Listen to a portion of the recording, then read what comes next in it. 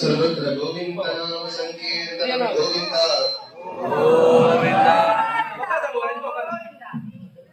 செஞ்ச புண்ணியம் உண்மையை சொல்லணும்னா கூட்டமே இல்லை, பெருமாளை ஏகாந்தமா நிம்மதியா தரிசிக்கக்கூடிய மிகப்பெரிய பாக்கியம். அதுவும் எப்படி அரண்மனை போல கோவில்ல ராஜா போல பெருமாள் அவருடைய பாதம் ஓங்கி உலகளந்த பாதங்கள் நேரம் பாரதி சுவாமியை பத்தி சொல்றேன். முதல்ல சன்னிதானத்துக்குள்ள போட்டோ இருக்கும், போனெல்லாம் இருந்தா தடவை உள்ள விஷயம்.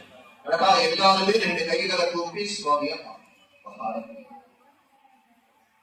நாராயணாய உட்பகை வாசுதேவாய தீமக தன்னோ விஷ்ணு பிரசோதயா பெருமாள் பாண்டு வசனையாலே வேண்டிய அரங்கனை தரக்கூடிய அபார கருணாமூர்த்தி பாண்டங்கள் இன்று நிறைஞ்ச கோகுலாஷ்டமி உலகமே கொண்டாடக்கூடிய கிருஷ்ண ஜெயந்தி உற்சவத்துல தென்னாங்கூர்ல ரெண்டு கைகளை எழுந்து வச்சு நிக்கிற பாண்டுரங்கள் இன்று வேறு கோபாலனாக அழகிய மணி மகுடங்கள் எல்லாம் சாப்பிங்க கண்ணனுக்கே உடைய மயில் மீது நீல மேக சியாமலனாக ரோஸ் வர்ணத்துல புது வஸ்திரம் சாப்பிங்க கண்ணனுக்கு அழகிய திருப்பம் வேறு மாணவன் வாசிப்பார் போல வேறு கோபாலனாக பத்திரகாரியை மகுடத்தை பெருமான் சாதிக்கிறார்.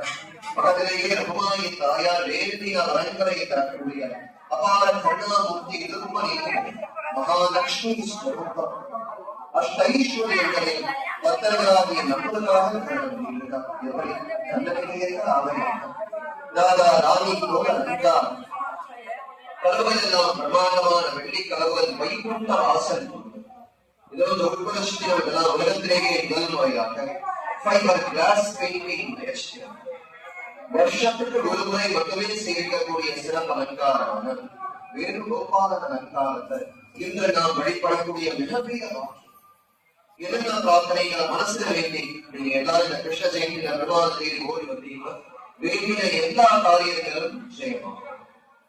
இந்த வரிசையில பத்திரகாரியம் எல்லாருக்கும் ஒரு அற்புதமான கைங்கரியம் பார்த்து என்ன கேட்டீங்கன்னா, இன்னைக்கு ஆரம்பிக்கிற இந்த கிருஷ்ண ஜெயந்தி உற்சவம் வரக்கூடிய வியாழக்கிழமை 21ஆம் தேதி வரைக்கும் ஏற்பாடு.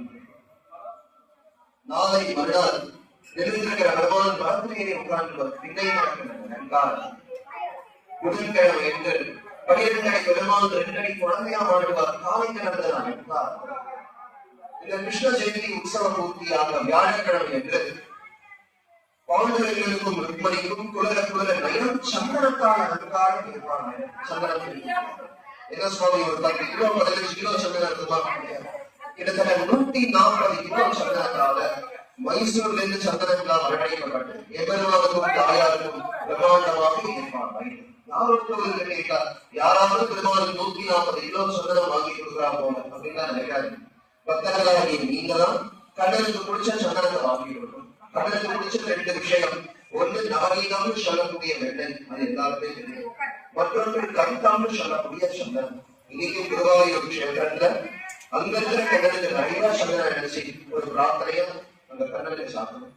எவ்வளவு பேரால குருவாயூருக்கு போய் கடலுக்கு சந்தனம் அலங்காரம். அதனால பக்தர்களாகி நமக்கு அற்புதமான வாழ்க்கை. உலகில் எல்லாரும் பல லட்சங்கள் செலவழிச்சு 100 கிலோ சந்தனம் வாங்கி கொடுக்க முடியும். அதனாலதான் சிறுத்துணை வெள்ளம்னு சொல்றாங்க. 1000 ஒரு 500 ரூபாய் பெருமாள் வைக்கக்கூடிய சந்தன அலங்காரத்தில் ஒரு 2 கிலோ சந்தனம் ஒரு 220 ரூபாய். குறைஞ்சபட்சம் ஒரு 120 ரூபாய்.